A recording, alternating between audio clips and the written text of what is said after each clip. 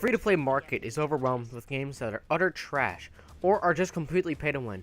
But then we get a game like Dirty Bomb. Dirty Bomb is a character-based first-person shooter that involves game modes like detonate the C4, capture the flag that's one-sided, like steal the drugs or intel, and then payload. Everyone's favorite, and it seems to be in every single game at the moment. But hey, that's not a problem. Everyone grab your vodka, your landmines, and your Overwatch Rule 34. Now we're going to be comparing these three games. Dirty Bomb is a free-to-play first-person shooter that is character-based, as I just said, that has game modes like escort the payload, delivering the C4 bomb, or steal the bomb/intel or drug samples, similar to what I already said as a one-sided, not in the bad way, but a one-sided capture the flag, as in you run over there, grab it, and head back, but there's nothing for the enemy team to grab. Just the enemy team has to hold them off. But Dirty Bomb does have an elimination style game mode, where it is detonation, regular, just go to the bomb and plant it, but we only got one life. That's it, similar to Counter-Strike's game mode. But how the elimination game mode differs from the regular detonation game mode, where you go to the thing, blow it up, go to the next thing and blowing up, depending on what map it is, go to another thing and steal a thing. It's different in the way because the detonation game mode, the regular one, is an onslaught of 8v8 of 10 minutes each round, onslaught of enemies running at you and you trying to defend or attack the thing you gotta blow up. If you haven't noticed, I'm trying to use a script, but I keep not looking at it. Force of habit, sorry.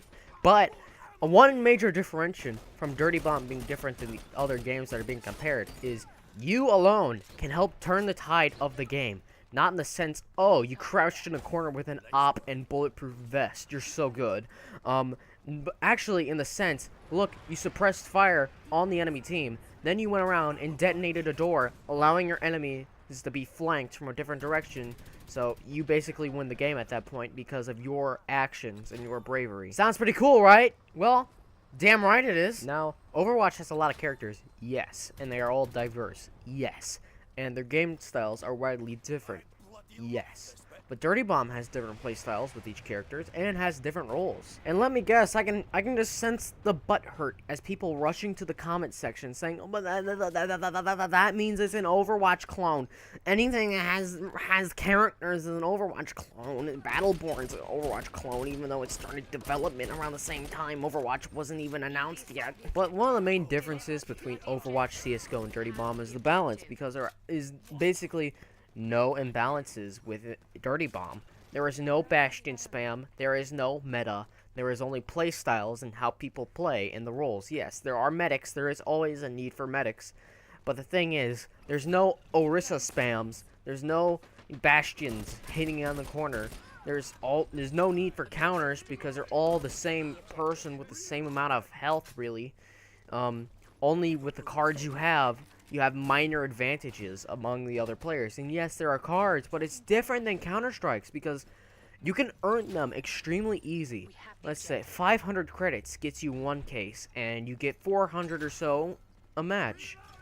And let's say you do really good and you get 1,000. Boom, you do good. 5,000 gets you 5 crates, and 10,000 gets you 10 crates.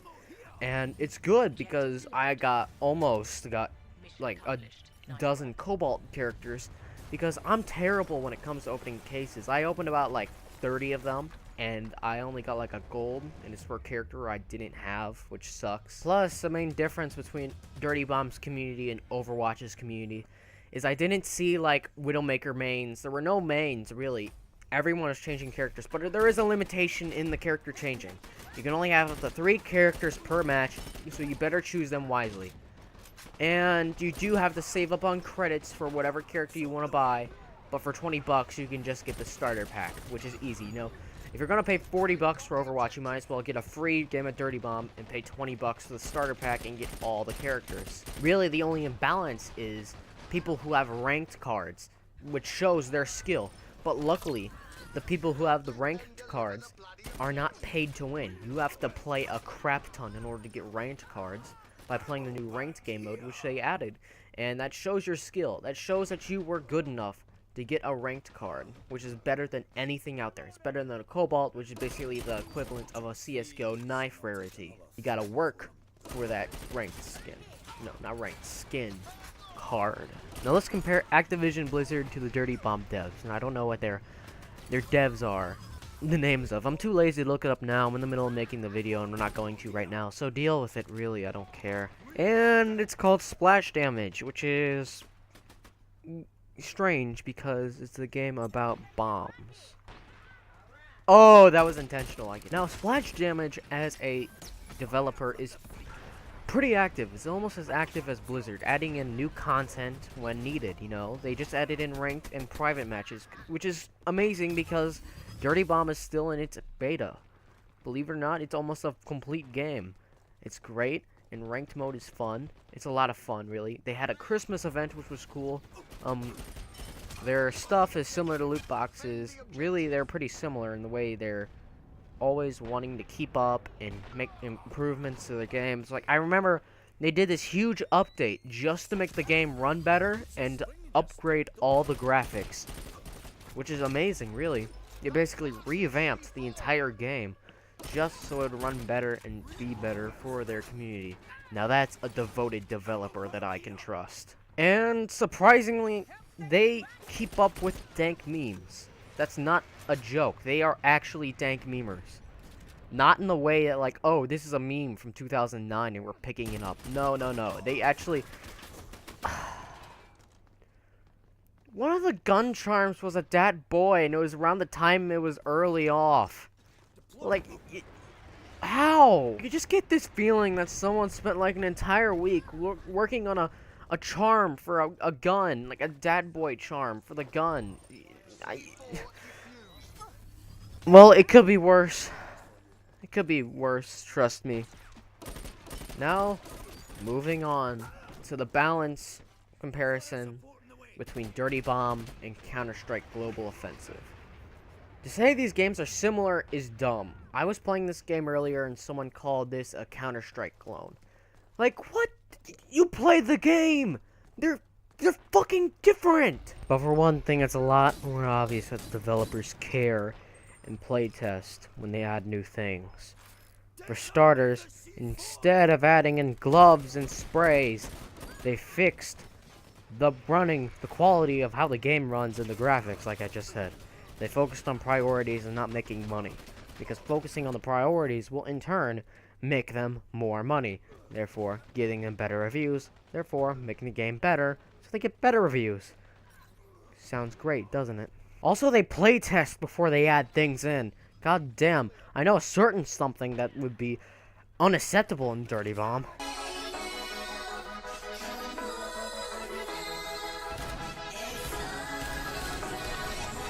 Yes, the R8 revolver was certainly atrocious. They would never get away with that in Dirty Bomb. Like, did they even playtest it before they added it in? A one-hit kill that cost as much as a deagle? Like, what the hell were they thinking? Like, the only balance problem in Dirty Bomb is goddamn Proxy. The annoying-ass character that actually is not used that often. He's this goddamn fast as fuck character. I'm fast as fuck, boy! That runs around with SMG, landmines, and is fucking hard to hit. Which is weird because she's basically the spokesperson of Dirty Bomb. I mean, she was on the front cover of the events, usually. Weird. But in many ways, I feel like Dirty Bomb might actually be better than Counter-Strike Go. Whoa, whoa, whoa, whoa, whoa, put down the Tech 9 body armor and vodka and quit yelling at me in Russian. Хорошо, что это сундуки вот эти остались наверху, заебись вообще. Да ты чё?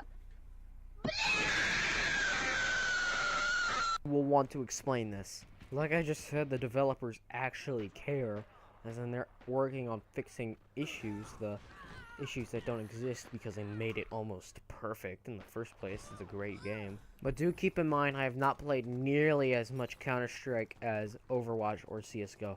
Most of it has been going over to a friend's house or playing brief matches. But I have done a lot of research based off of the internet, knowing that The community is toxic for obvious reasons. Let's see.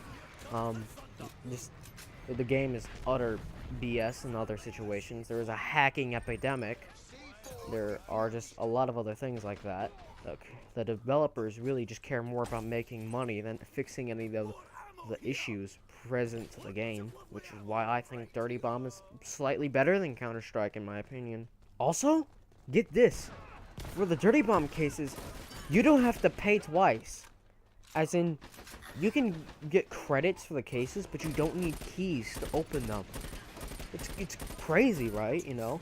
It's almost as if they are not self-centered on making money, but making a good game now, isn't it? I know, but even though I have not experienced much of the Dirty Bomb community, mainly because I haven't seen many of them with mics, and they basically type in their commands, or use the presets, it's obviously better, for obvious reasons. In the end, I would recommend Dirty Bomb over Counter-Strike Global Offensive, because A, from my experiences, and doing research and playing the game, it's funner, it's simpler, it's easy to learn, it's great to know the basics, and you have to be really good. There's no pay-to-win aspects for this free-to-play game. It's not freemium, it's free-to-play, and it's free. Because seriously, you can't turn down free. Why would you play $10 for a lesser experience? Unless you're playing 40 for Overwatch, and then I recommend getting it. Alright, that's enough about the games. Really, thank you for watching. Remember to like, subscribe, turn on the notifications, comment so that can help my algorithm. And be sure to stay active, because I have finished the first episode of the Castaway podcast with Dan the Gamer, which is a YouTuber I've been working with. Be sure to check him out. He's getting better and better. He's going well. I have hopes he's gonna do well. We made the first Castaway podcast featuring him. The next one will be up somehow. Expect the first episode of Castaway podcast featuring Dan the Gamer to be up this week. Remember, you'll have a nice day. Remember to like, subscribe, all that stuff I'm begging for, so I do not fade into irrelevancy. But you can't fade into irrelevancy if you're already irrelevant.